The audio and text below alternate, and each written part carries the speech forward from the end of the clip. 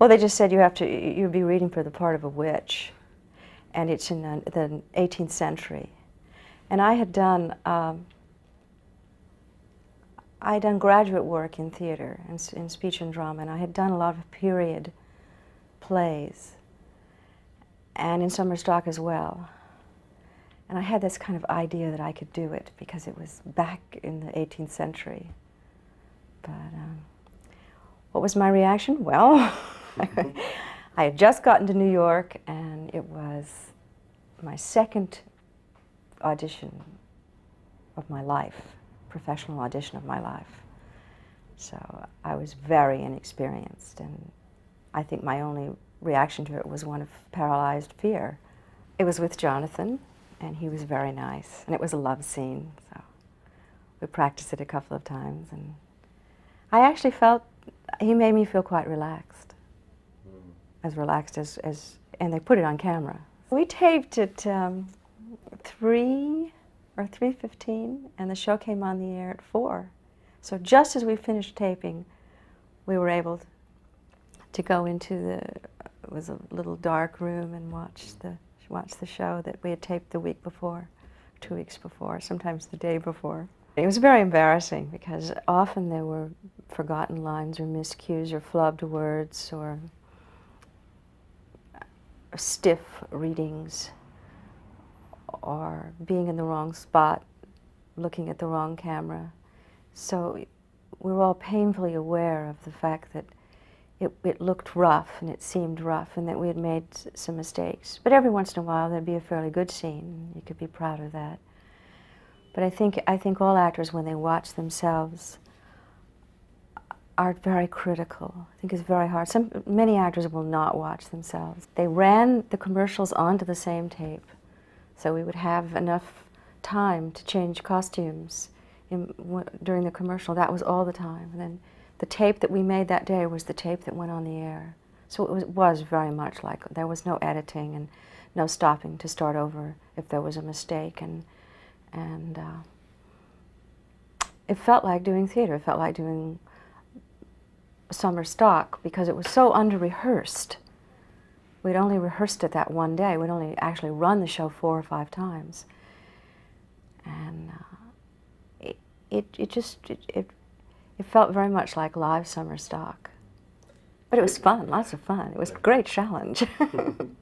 It had an energy that I don't think soap operas have today for that reason, because the actors know if they make a mistake, they can stop and start over. I never stopped. Right. Once in a while, Jonathan would stop, but nobody would do anything. You'd have to start again, and that would go on the air.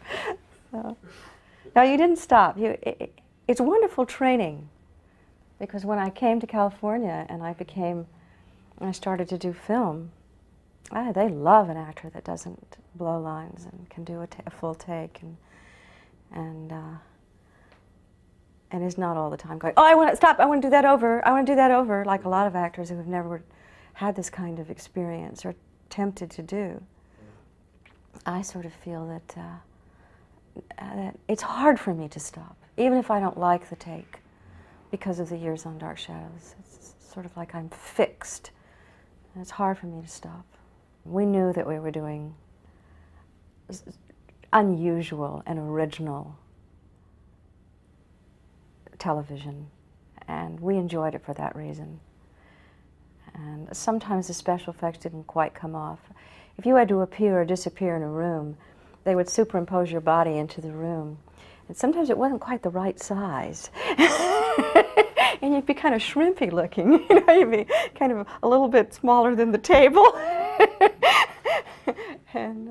But it was, and I had to constantly cast spells on people, where I would stick pins in dolls, or I would tie handkerchiefs around dolls' necks, and these dolls would be some actor on another set, and that actor would be and I would be pulling the handkerchief tighter, and the actor would be having tea, and he'd suddenly go, "Argh!" So we had a great time.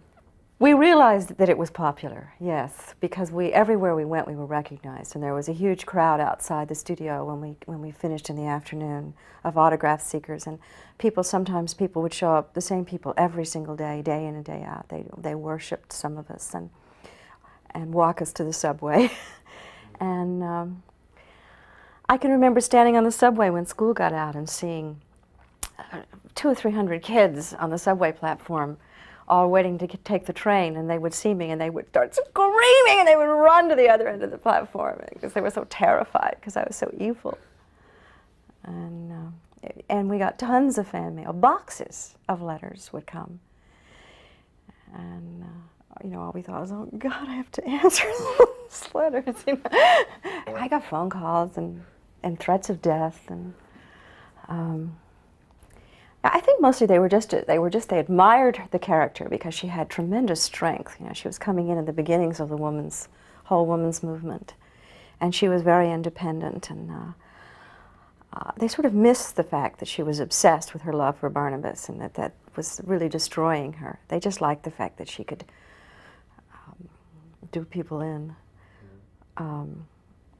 But they also hated her, sure, because they adored Barnabas. They usually say, "You were my idol. You know, I wanted to grow up to be just like you, and have power over all the men in my life. And I love the way that you got everything you wanted, and how strong you were." And they say, They ask me, "Were you really interested in witchcraft? Did you study witchcraft?" And I always say no. I just said the lines. You know.